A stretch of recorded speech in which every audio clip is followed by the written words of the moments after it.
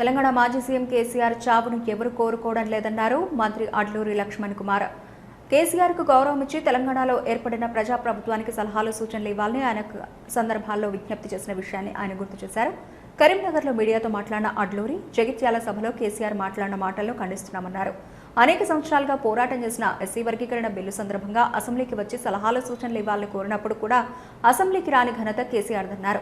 బీసీలకు 42% బిల్లు విషయంలో సైతం కేసీఆర్ను సీఎం రేవంత్ రెడ్డి అసెంబ్లీకి వచ్చి చర్చలో పాల్గొనాలని గౌరవంగా ఆహ్వానించారని, అయినప్పటికీ కేసీఆర్ అసెంబ్లీకి రాలేదన్నారు.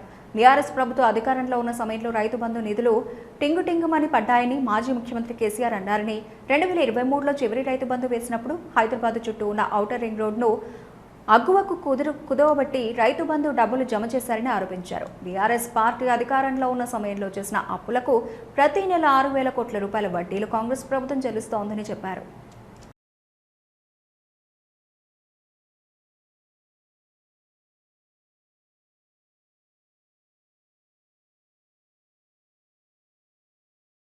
జరిగినటువంటి బీఆర్ఎస్ పార్టీ బహిరంగ సభ,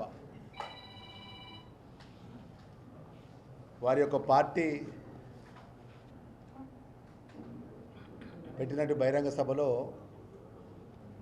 మాజీ ముఖ్యమంత్రి కేసీఆర్ గారు, ప్రస్తుత ముఖ్యమంత్రి రేవంత్ రెడ్డి గారు నా చావు కోరుకుంటున్నారు, నేను ఎప్పుడు చనిపోవాలని చెప్పేసి నిత్యము మాట్లాడుతున్నటువంటి మాటను మేము తీవ్రంగా ఖండిస్తున్నాం. ప్రజాపాలన, ప్రజలు మార్పు కోరుకొని తెలంగాణ ప్రజలకు అవకాశం ఇచ్చిన తర్వాత గౌరవ ముఖ్యమంత్రి గారి నేతృత్వం లోపల, రేవంత్ రెడ్డి గారి నేతృత్వం లోపల ఒక ప్రధాన ప్రతిపక్ష నాయకునిగా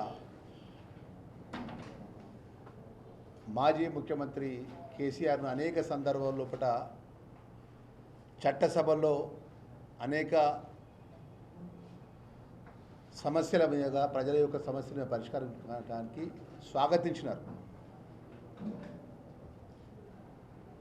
ఈ రాష్ట్రానికి సంబంధించినటువంటి ఇరిగేషన్ సమస్య విషయంలో కానీ, ఈ రాష్ట్రంలో ఆర్థికంగా మీ హయాంలో జరిగినటువంటి అంశం విషయంలో కానీ, ఈ రాష్ట్రానికి సంబంధించిన అనేక అంశాల విషయంలో ఒకట 42% బీసీ కులగణన విషయం చర్చ విషయంలో కానీ, ఏబిసిడి వర్గీకరణ చట్టసభలు చర్చ విషయంలో కానీ ప్రధాన ప్రతిపక్ష నాయకుడు ప్రజల పక్షాన వచ్చి మాట్లాడతారని చెప్పేసి అనేక సందర్భంలో ఒకట స్వాగతించింది తప్ప ఎప్పుడు కూడా